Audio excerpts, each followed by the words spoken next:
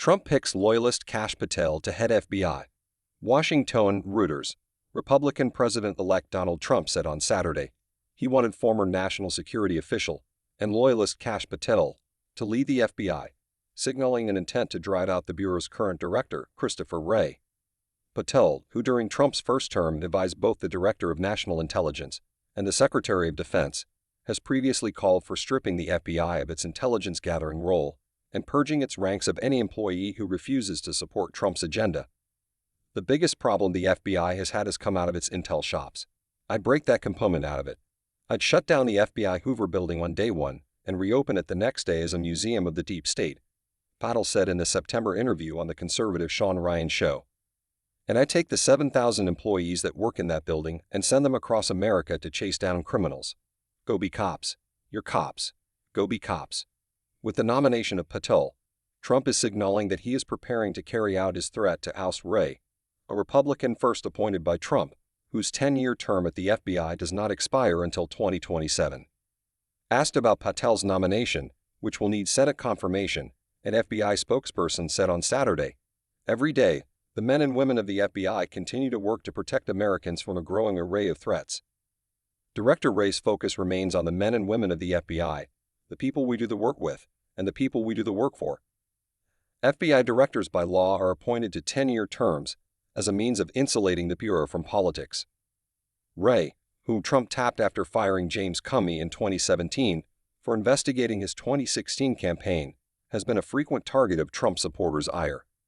During Wray's tenure, the FBI carried out a court-approved search at Trump's Mar-a-Lago estate to look for classified documents, and he has also faced criticism for his oversight role of a directive by Attorney General Merrick Garland, aimed at working to protect local school boards from violent threats and harassment. Special Counsel Jack Smith, who led the 2 federal prosecutions against Trump for his role in subverting the 2020 election and retaining classified documents, asked on November 25 the judges overseeing those cases to dismiss them before Trump takes office on January 20, citing a Justice Department policy of not prosecuting a sitting president. Wray had previously signaled no intention of stepping down early and was busy planning events well into his 2025 calendar, according to a person familiar with the matter. Former federal public defender Patel, 44, previously worked as a federal public defender and a federal prosecutor. He was instrumental in working to lead House Republicans' probe into the FBI's 2016 investigation into contacts between Trump's 2016 campaign and Russia during his stint as an aide to former House Intelligence Committee Chair Devin Nunes. Later, during Trump's first impeachment trial, ex-National Security Council official Fiona Hill told House investigators she was concerned Patel was secretly serving as a back channel between Trump and Ukraine without authorization. Patel denied those allegations.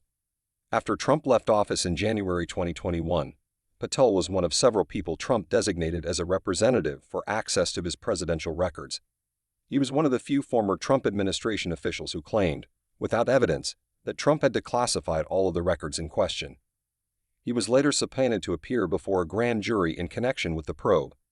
As a private citizen, Patel wrote a book called Government Gangsters, which Trump in 2023 declared would be used as a roadmap to end the deep state's reign. Patel's nomination is likely to garner pushback from Senate Democrats, and possibly even some Republicans, though Patel has received public support from some high-profile Republicans, such as Texas Attorney General Ken Paxton. Trump also named Chad Chronister, sheriff of Hillsborough County, Florida, as his pick as administrator of the Drug Enforcement Administration, where he would work closely with Trump's choice for Attorney General Pam Bondi. Bondi is also from the Tampa area that Chronister serves.